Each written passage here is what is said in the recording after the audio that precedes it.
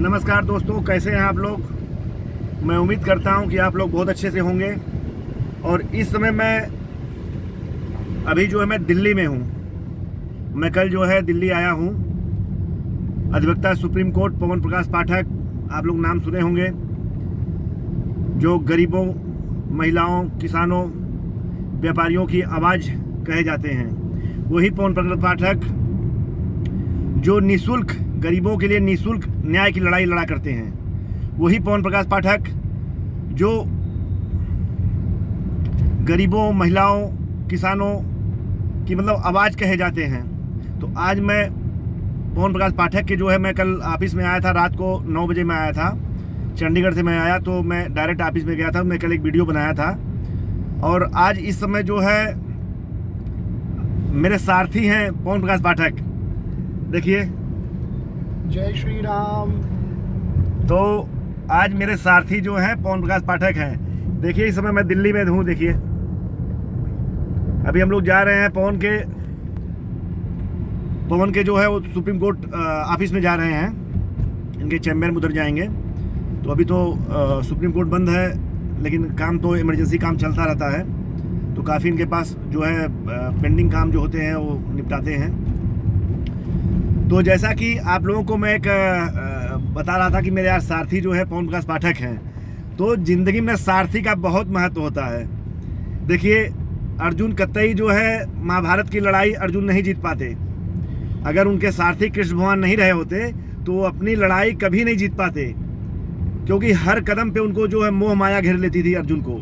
तो वो उनको गीता का उपदेश दिए, और हर कदम पे एक सारथी की भूमिका कृष्ण भगवान निभाए थे। तो उसी तरह मेरे भी जीवन में मेरे भी सारथी मेरा लाडला भांजा।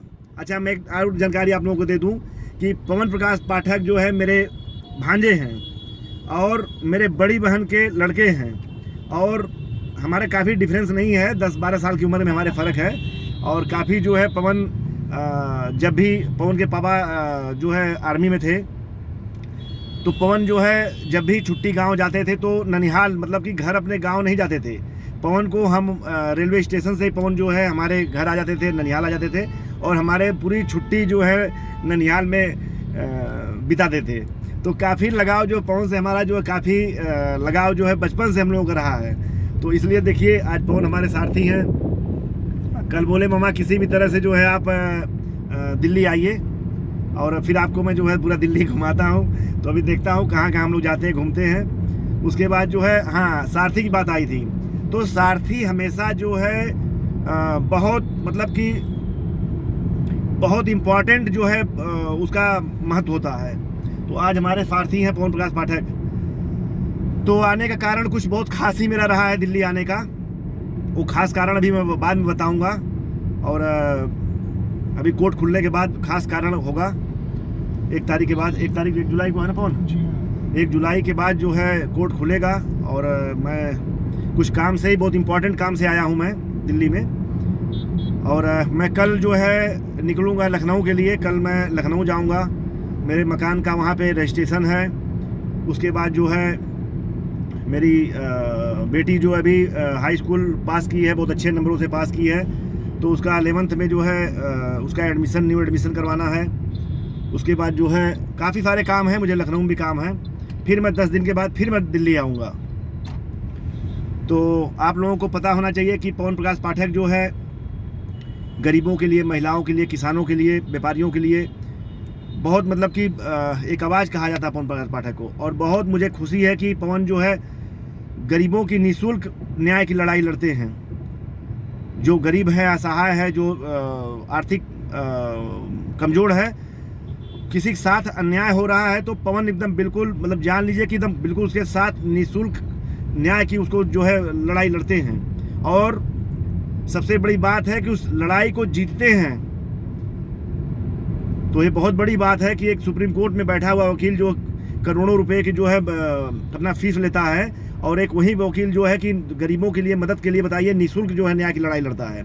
बहुत सारे केस हैं, अब मैं गिनाऊंगा तो छोटा पड़ जाएगा। मैं तो 2-4 केस, मैं रात को मैंने एक वीडियो बनाया था तो उसमें 2-4 केस ही मैंने गिनाया था। तो बहुत कि छोटी छोटी घटनाएं तो इतना कि जो अनगिनत है।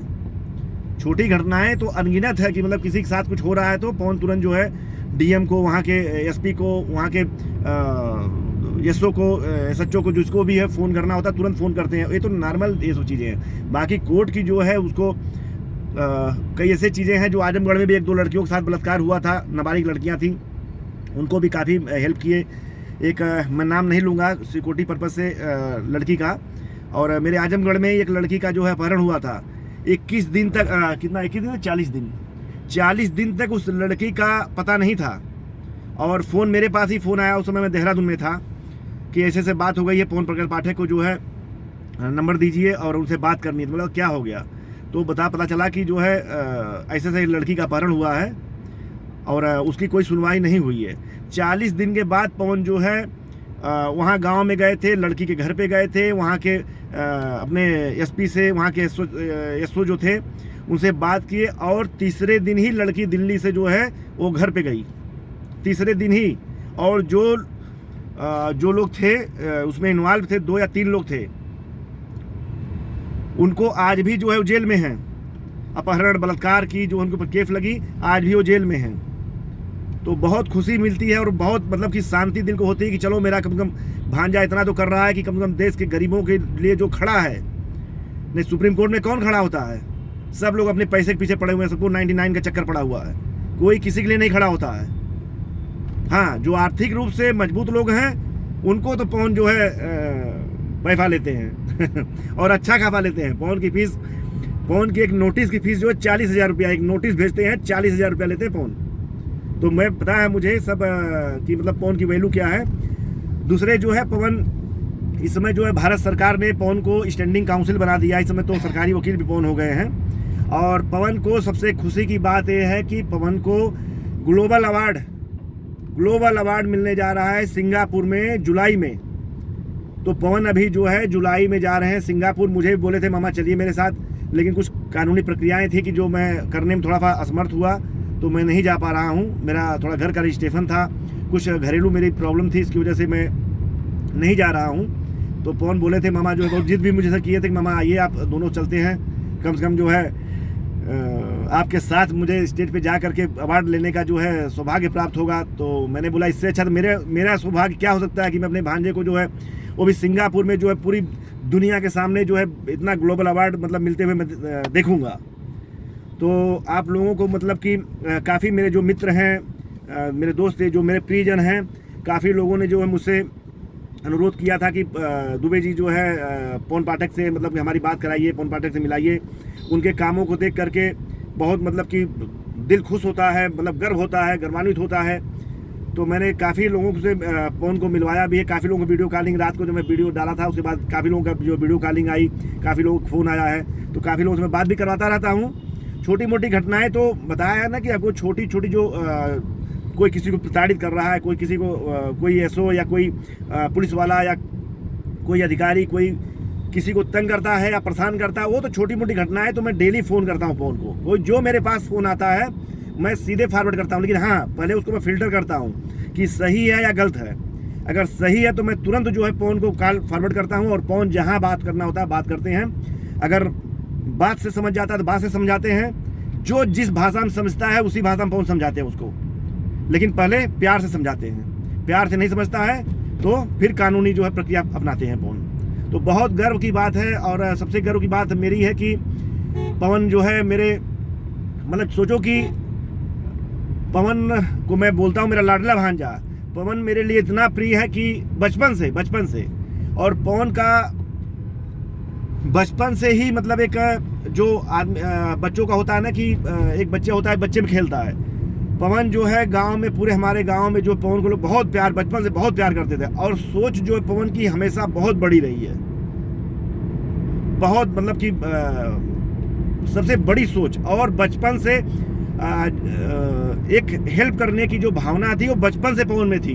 कभी जैसे कोई कुत्ता, छोटी सी मैं बात बता रहा हूँ आपको, जैसे कभी कुत्ता कोई बीमार हो गया या कोई कुत्ता बहुत दुबला पतला है तो पवन उसको चोरी ले जा करके खाना खिलाता था।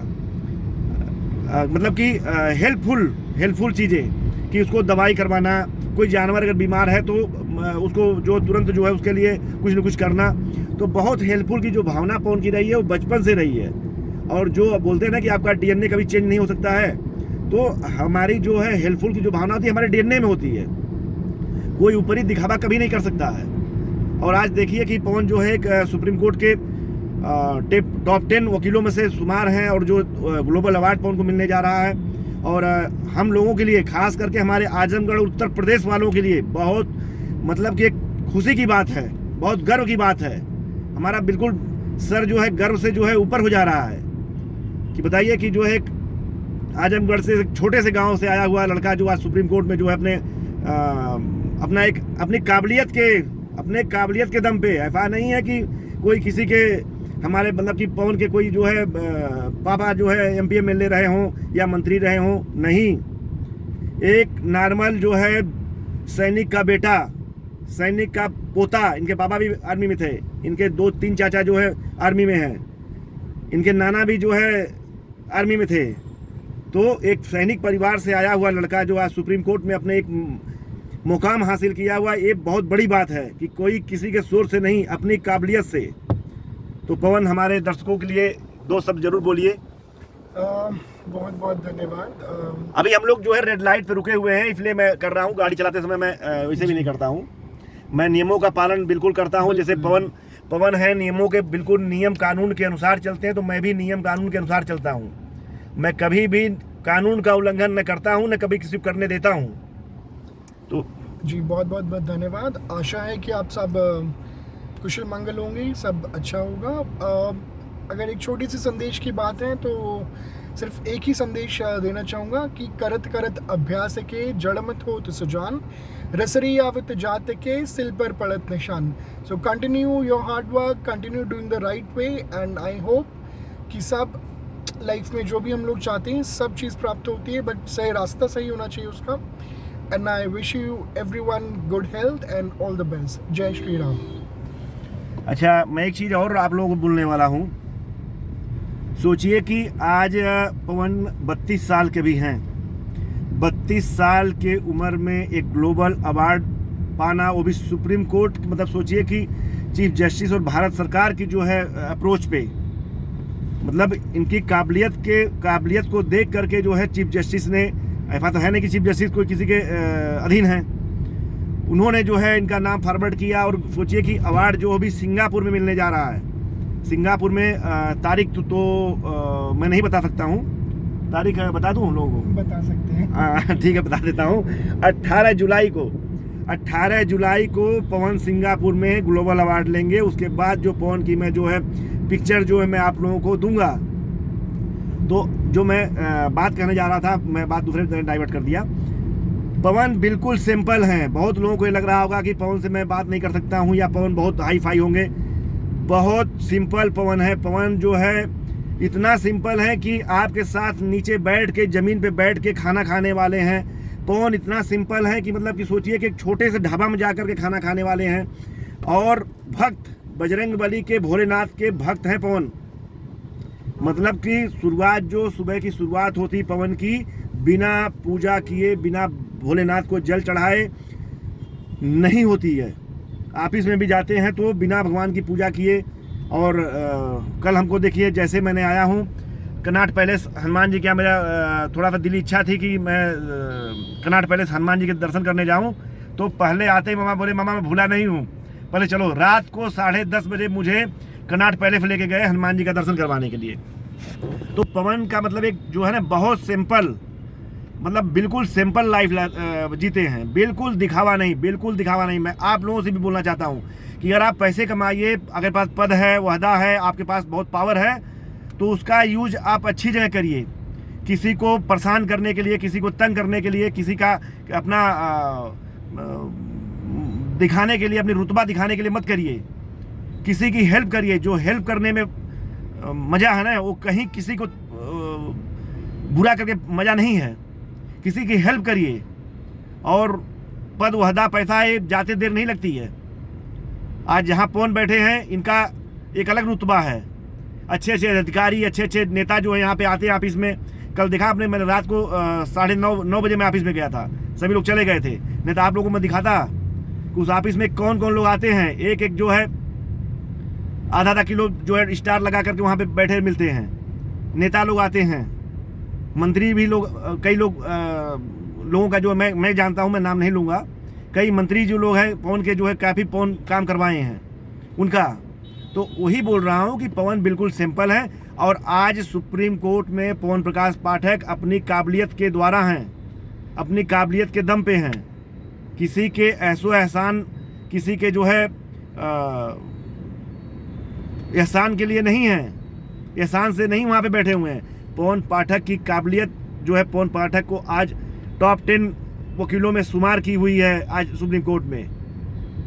मुझे याद है एक केस के पवन एक केस जीते थे, और केस तो खैर पवन बहुत जीते हैं। चीफ जस्टिस गोगोई सर ने आपको बुला करके चैम्बर में बोला था, और मैं उस समय दिल्ली में था। उसमें गोगोई साहब जो है चीफ जस्टिस से, और गोगोई साहब ने पवन को बुला के अपने चैम्बर में जो है पीठ थपथपाई थी कि बेटा जो है मैं आपको भविष्य का मैं जो है चीफ जस्टिस देखना चाहता हूँ, मैं देख रहा हूँ, देखना चाहता नहीं, मैं देख रहा हूँ। तो गोगोई साहब की जो है जबान में सरस्वती माता जो है बास करें, और उस समय उन्होंने जो है सरस्वती माता के कहने पे ही मुझे लगता है कि वो बोले होंगे। तो मैं यही उम्मीद करता हूँ, और पवन की जो है दिली इच्छा है, पवन की जो है जो भी है, आज पवन का ही है कि मैं आगे भविष्य में मैं चीफ जस्टिस बनूँ। और हम सबकी शुभकामनाएं भी पवन को जो है चीफ जस्टिस बनने के लिए। पवन क्या अभी किसी पार्टी में चले जाए, अभी कोई पार्टी ले लेगी पवन को, सीधे मंत्री बना देगी, राज्यसभा भेज देगी। कौन पार्टी नहीं चाहता कि मैं सुप्रीम कोर्ट का इतना बड़ा वकील मैं अपनी पार्टी में रखूँ। बहुत अप्रोच भी मुझे पता है कि बहुत अप्रोच भी आया, पार्टी का नाम मैं नहीं लूँगा, 2-3 पार्टियाँ थी जो अप्रोच आया था पवन को कि जो है राजनीति में जाने के लिए, लेकिन पवन जो है मना कर दिए। तो मैं यही कहूँगा कि पवन आप कितना भी बड़े मुकाम पे चले जाओ, लेकिन मेरी यही आपसे एक विनती रहेगी कि आप हमेशा गरीबों के लिए जियो, गरीबों के लिए करो। गरीबों को जो है कोई भी हो, किसी के साथ अगर अन्याय हो रहा है, किसी अगर कोई भी पीड़ित है, उसके साथ हमेशा खड़ा रहो। अगर गरीब है तो निःशुल्क खड़ा रहो, अगर अमीर है तो अपने, क्योंकि जो गरीबों की, अच्छा एक चीज़ और है, अभी जो अमीर है, जो आर्थिक रूप से मजबूत है, उसका केस तो आप निःशुल्क नहीं लड़ सकते हो, क्योंकि आपको पैसा चाहिए तभी आप जो है गरीबों की मदद कर सकते हो। कोई भी कहीं भी किसी भी गरीब की अगर मदद करना है तो आपके पास पैसा रहना बहुत ज़रूरी है। तो मैं यही चाहूँगा कि आप जो है जो जिस लायक है उस तरह उसकी हमेशा मदद करो। तो मैं आपसे यही जो है एक मेरी जो है विनती भी है, और मेरी एक आपसे मांग भी है, मेरा एक सुझाव भी है कि आप हमेशा जो है लोगों के लिए जियो, जैसे जियो हो। लोग जैसे जानते हैं पवन पाठक को कि गरीबों की आवाज़, महिलाओं की आवाज़, तो वो आवाज़ हमेशा बुलंद करके रखो। मतलब एक पहचान जो है पवन पाठक की जो है गरीबों की मदद के लिए होनी चाहिए, और है। तो इस समय हम लोग जो है अभी आए हैं महाराष्ट्र सदन में। हम लोग महाराष्ट्र सदन में पहुँचे अभी। ये देखिए महाराष्ट्र सदन पे हम लोग पहुँचे हुए हैं। अब यहाँ हम लोग जाएंगे, थोड़ा सा कोई मिलने आ रहा है पवन से, तो उनसे मिलेंगे, और मिलने के बाद मिलने के बाद जो है देखिए अभी सिक्योरिटी भाई जो है आईडी मांग रहे हैं। तो अच्छा, कोई सिक्योरिटी वाला अगर कभी आपसे आईडी मांगता है तो उसके अपना रुतबा मत दिखाइए। देखिए पवन पाठक ने इनको जो है अपनी दिखाया है। चलिए हमारे दर्शकों के लिए भाई बताइए, आप बहुत तो पवन ने रुके हैं, अपनी आईडी दिखाए हैं। तो कहने का मतलब मेरा है कि अपना रुतबा मत दिखाइए कहीं कि मैं बहुत बड़े पद पे हूँ, मैं बहुत बड़ा जो है काबिल हूँ। अपनी आईडी सिक्योरिटी, जो भी सिक्योरिटी वाला चेक करता है वो अपनी ड्यूटी करता है, और उसको अपनी आईडी ज़रूर दिखाइए। अपना रुतबा नहीं दिखाने की ज़रूरत है, उसको अपनी आईडी दिखाइए। तो इसी शब्दों के साथ मैं विराम लेते हुए, और सभी मेरे दोस्तों, मेरे शुभचिंतकों और मेरी शुभकामनाएं जो है पवन के साथ है। पवन आप जाइए, 18 जुलाई को मैं आपके साथ नहीं जा पा रहा हूँ, मुझे दुख बहुत है, मुझे खेद है, लेकिन आप जाइए, आपको ग्लोबल अवार्ड मिले वहाँ पे। मेरे भारत का नाम, मेरे उत्तर प्रदेश का नाम, मेरे आजमगढ़ का नाम रोशन करो, और हमेशा जो है आजमगढ़ जो है पवन प्रकाश पाठक के नाम पे जाना जाए। मेरे आजमगढ़ जो वीरों की धरती है, कभी जो है हरियोद्ध प्रसाद उपाध्याय की धरती है, मेरे जो है शहीदों की धरती है। तो उस धरती को जो है आप हमेशा जो है गर्वान्वित करो। और चलिए मैं आ गया हूँ, अभी महाराष्ट्र सदन में आ गया हूँ। यहाँ पे अभी जा रहे हैं हम, कैंटीन में जाएंगे, वहाँ कोई मिलने के लिए इनसे जो है आया हुआ है। तो आप सभी लोगों से मेरा जो है एक निवेदन है कि आप और भी वीडियो आपको डालूँगा और चैनल को सब्सक्राइब कर दीजिएगा। और चलिए पवन, लेते हैं अभी हम लोग गाड़ी पार्किंग में लगा रहे हैं। तो ठीक है, जय हिंद, जय श्री राम।